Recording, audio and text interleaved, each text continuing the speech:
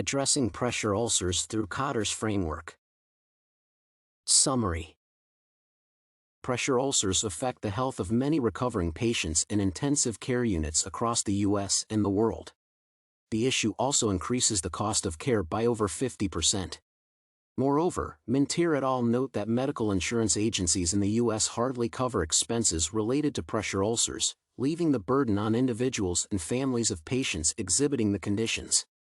Americans spend about $700 million yearly to cater to needs related to pressure ulcers, while the matter extends patient stay in hospitals by over 50%. This aspect provokes immediate action by healthcare players, mainly the hospitals and care providers.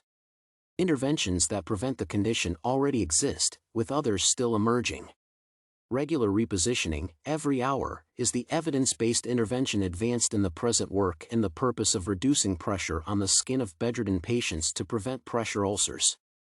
The work proposes using Kotter's change management model, KCMM, to realize the targeted outcomes.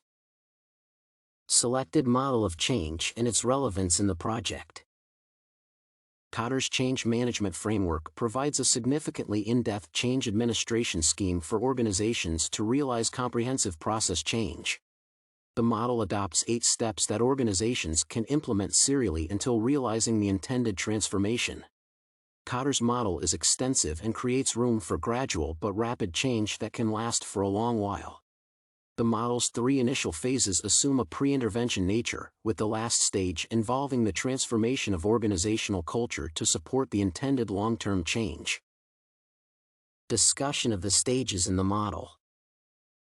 Kotter's change management system has a set of 8 stages that organizations can implement one after the other.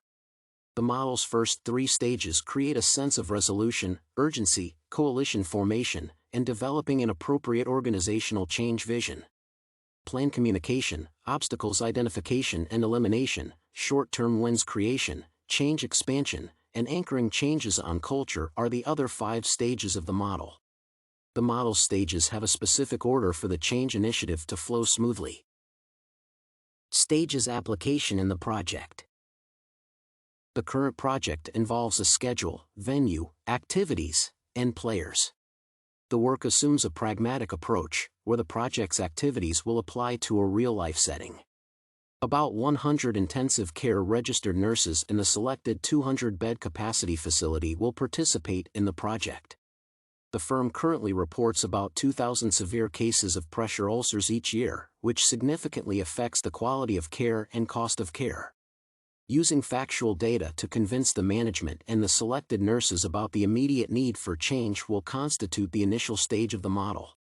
Giving the nurses and the management different tasks to embrace the change will then aid in forming a robust coalition for the project. Creating the objectives, performance standards, and goals for the team will then take place to form a clear vision for the transformation activity. Communication planning will involve passing messages about the intended actions to all stakeholders and considering their feedback.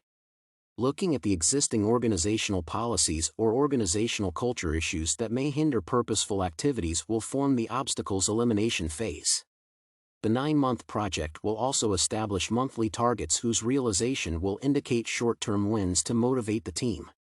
New policies and operation standards will also be established based on what works to build on change. Lastly, the project will end by implementing essential values, beliefs, and means necessary to make the realized positive changes part of the corporate culture to make them lasting.